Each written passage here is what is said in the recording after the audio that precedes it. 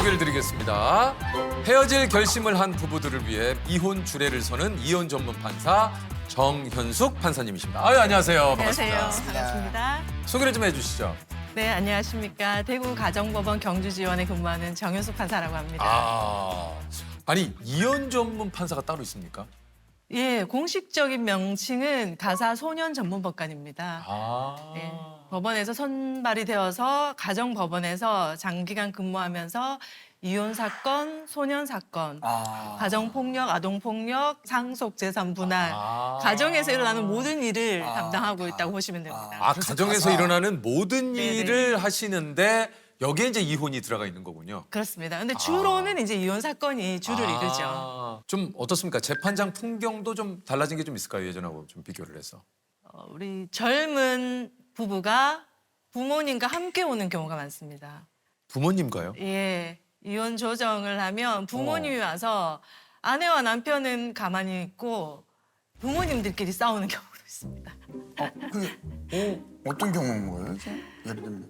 이제 워낙 귀하게 자녀들을 키웠다 보니까 내 자녀가 이런 취급을 받고 살게 둘 수 없다. 라고 하면서 이제 딸을 둔 이제 부모라면은 사위를 막 이렇게 사위 잘못된 점을 조정실에서 얘기를 하시고. 이야기를 하고 그러면 이제 아들 측에서는 또 며느리의 잘못된 점을 이야기하고요. 거기서 또 싸우시죠.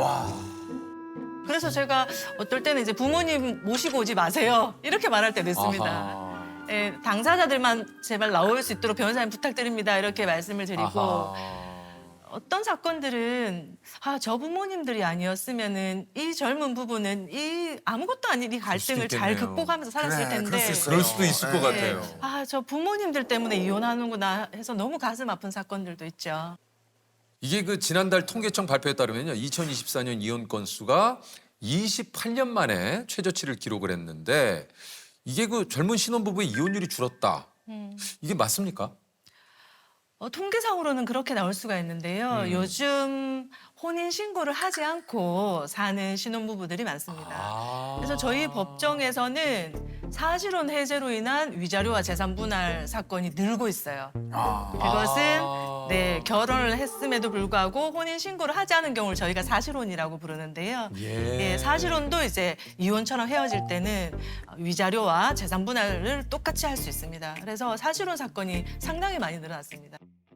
이게 일주일이면 한 몇 건 정도의 이 판결을 좀 하십니까? 이혼 소송 같은 경우에는 하루에 50건 정도를 진행을 하루에 하고요. 50건이요? 네, 하루에요? 네, 협의혼은 하루에 130건 정도를 확인을 합니다.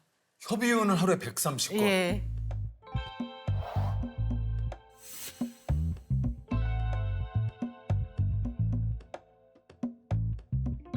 근데 생각보다 하루에 일어나는 이혼 건수가 굉장히 많네요. 이렇게 많은 것도 놀랐네. 네, 저희가 사건이 워낙 많다 보니까 한 기일에 저 같은 경우는 10분 단위로 3건을 진행을 하거든요. 그러면 이제 산술적으로 보면 한 건에 3분이죠. 그러네요. 네, 저도 처음에 가정법원에 와서 이렇게 이혼을 많이 하면 그러니까요. 가정이 남아나나? 이렇게 생각할 정도로 너무 많더라고요. 판사님께서는 판사로 이제 이렇게 되신 지가 얼마나 되셨습니까? 올해 21년 차. 그러세요? 네. 그리고 이혼 소송은 2017년부터 시작해서 올해 이제 9년 차 횟수로는 이혼 소송을 담당하고 있습니다. 이게 지금까지 총 몇 건인지 혹시 기억을 하실 수 있을까요? 한 5천 건은 넘지 않을까 싶습니다. 제가 그 중에 조금 뭐 떠올리신다면 이렇게 좀 가장 많은 그 이혼 사유는 혹시 뭡니까? 늘 등장하는 사유는 부정행위, 외도. 네, 이고요. 너 자그마치 너는 불륜이잖아. 그것도 가게 여직원이라. 외로워서 그랬다, 외로워서. 그리고 있어서는 안 되지만 폭행, 폭언, 경제적 무능력, 뭐 성격 차 이런 거는 늘상 등장하고요. 근데 가만히 보면은 딱 한 가지 이혼 사유는 없습니다. 줄줄이 다 나오거든요. 그래서 거짓말을 하게 되고 성격이 안 맞으니까 싸우게 되고 몸싸움을 하고 줄줄이 연결되어서 나오는 것 같아요. 그 이혼 재판을 또 하시다 보면 뭐 진짜 상상도 못할 기막힌 뭐 일들이 굉장히 많으시다 그래요. 네. 이게 정말 현실이야라고 생각될 정도로 드라마보다 더 드라마 같은 내용도 많아요. 그렇다면서요. 네. 그런데 이 아내가 약간 남성 편력이 있긴 했어요. 남편한테 들킬 때마다 미안하다 사과를 하고 그래서 남편이 사실은 결혼할 때 조금 고민을 했습니다. 고민을 하다가 아내가 내가 결혼하면 정말 당신만 바라보고 살겠다 이렇게 표현을 해서 너무 사랑했기 때문에요. 결혼을 했죠. 실제로 아내가 되게 잘했습니다. 집에도 잘하고 시댁에도 너무 잘했어요. 시부모님과도 잘 지내고 하나뿐인 시동생이랑도 너무 잘 지내고요. 그래서 남편은 부담 없이 이제 시댁을 자주 왕래를 했습니다. 가깝기도 했고요. 그래서 남편은 이제 편하게 시댁에서 아내가 너무 좋아하고 편안해하니까 본인도 본인 볼 일도 보고 이렇게 했는데 어느 날 이제 시아버지가 방문을 열었더니 자기 작은 아들과 며느리 그 불륜 현장을 목격한 겁니다. 시아버지. 내 남동생과 내 와이프가 예, 불륜을 저지르는 거를 목격을 한 거네요. 시아버지가 남편은 외출 중이었고요. 시아버지가 목격을 한 거죠. 예. 아, 시아버지가. 예. 그러면 그 다음 일은 어떤 일이 벌어질 것 같습니까? 와, 일단은 아니, 상상도 일단은 못할 것 뭐- 같은데 일단은 이게 뭐야라고 아니 소리를 이걸 질러야 어떻게 되나? 해야 돼 이걸? 그런데 이 시아버지가 멈춰라고 해야 되나? 아니 좀 아니, 그러니까 아니 좀 멈춰. 아니, 지금 저- 거기에 도저히 아니 그러니까 아니, 그러니까 뭔가- 우리가 이게 시아버지가 빨리 정리해라 하고는 문을 닫고 나가시는 거예요. 어? 알고 봤더니 이 며느리는 이미 시아버지와도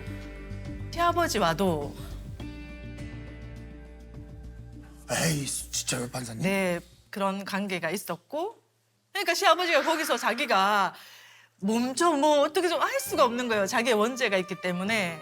아니 그 상식적으로 예, 내 상식적이지 형수고 않죠. 네. 내 며느리인데 네네 상식적이지 않죠. 그럼에도 불구하고 어느 날 이제 또 다시 시동생과 그런 행각을 벌이다가 남편에게 적발이 되었어요. 네, 남편이 이제 그거 남편한테 적발이 되고는 발각이 되고는 아내가 그대로 가출을 해버렸죠. 아이들도 버리고. 그래서 남편이 이제 이혼 소송을 제기했고.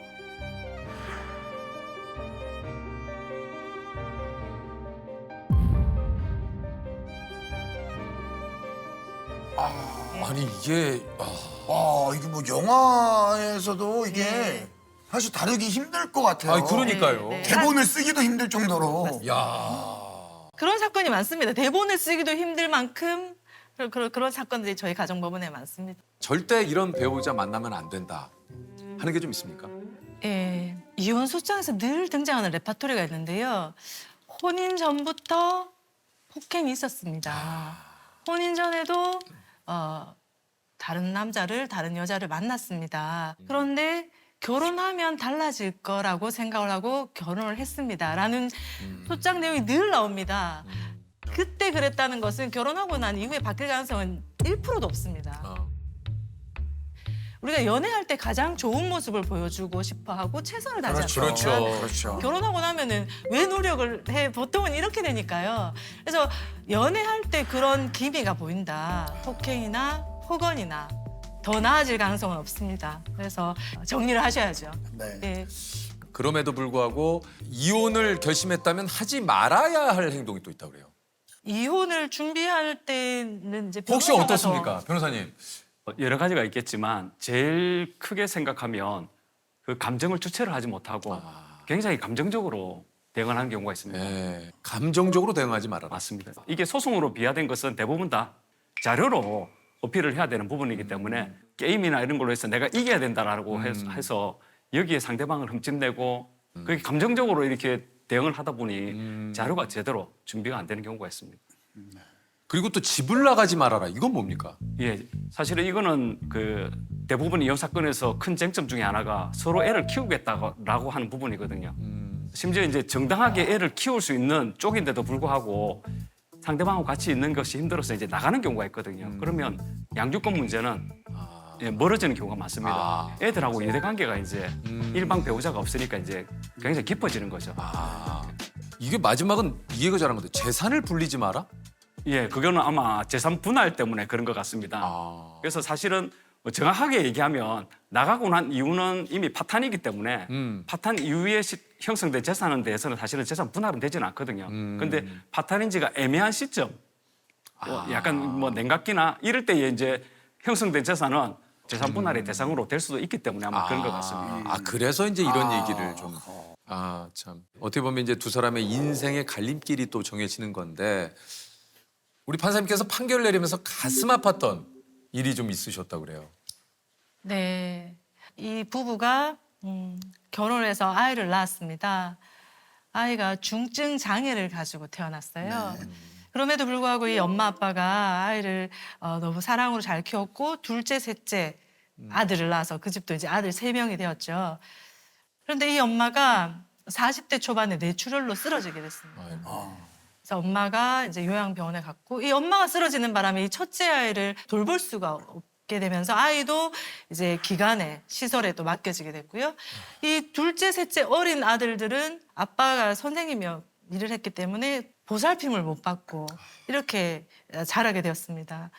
이 중증 환자가 2명 있다 보니 의료비가 너무 많이 들어서 살고 있던 아파트도 팔고 월세로 전전하면서 치료비를 댔지만 치료비가 너무 기하급수적으로 늘어나서 이 아빠가 이제 텔레비전에 이렇게 도와주세요 뭐 이런 프로그램에 나갔습니다. 그 방송에서 어떤 장면이 나왔냐 하면 이 아빠가 이 어린 2 아들을 영상을 찍어서 엄마가 있는 병원에 가서 엄마한테 보여줬어요. 이 엄마가 뇌출혈해서 몸을 전혀 움직이지 못하고 이렇게 눈만 깜빡이는데 아내 이름을 부르면 누구누구야 우리 아이들 많이 컸지 걱정하지 마 내가 잘 키울게 이렇게 하는데 엄마가 온 몸으로 울어요. 그 영상을 보면서 얼굴을 찌그러뜨리면서 울어요. 그러면서 걱정하지 마 우리 아들 내가 잘 키울게 누구야 내가 있어 힘내 이런 장면이 나오거든요. 쌓여있던 의료비를 이제 어느 정도 해결을 했는데 그래도 계속적으로 의료비가 쌓이니까요.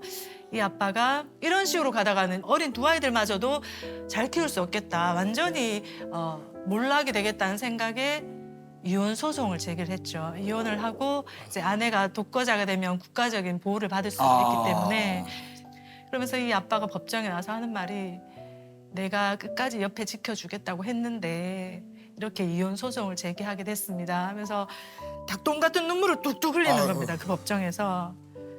누가 근데 그 아빠한테 돌을 던질 수가 있겠습니까? 아내가 그 소장을 받고 이러이러해서 이혼 소장이 왔는데 이혼에 동의합니까? 라고 물었더니 아내가 온 힘을 다해서 동의한다고 이렇게 눈을 깜빡였대요. 그 아내가 그 남편한테 해줄 수 있는 유일하고도 마지막인 도움이었어요. 남편에게 남은 2 아이들을 잘 부탁한다. 그 엄마는 회복되어서 가정에 돌아올 가능성이 없기 때문에 혼인이 파탄되었다라고 이제 이혼 판결을 하고 아이들은 이제 아빠가 친권 양육자를 지정을 하고 그렇게 이제 판결을 썼는데 그 판결문에 제 마음을 에세이를 쓸 수 없지 않습니까? 그래서 이제 이혼 판결을 하고 그날 밤에 제가 일기를 썼죠. 남편과 아내는 서로 원해서 결혼했습니다. 서로가 진정으로 원하지는 않지만 이혼합니다. 아내는 아이들 걱정을 하지 마세요. 남편이 이 이혼을 하는 이유는 당신이 그토록 사랑에 맞지 않던 생명을 같이 여기던 그 아이들과 살기 위해서입니다.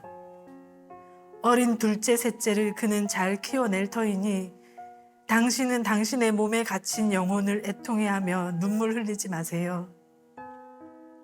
이제 아내의 손을 놓은 남편이여 당신의 어린 2 아들을 이제 있는 힘껏 안아주십시오.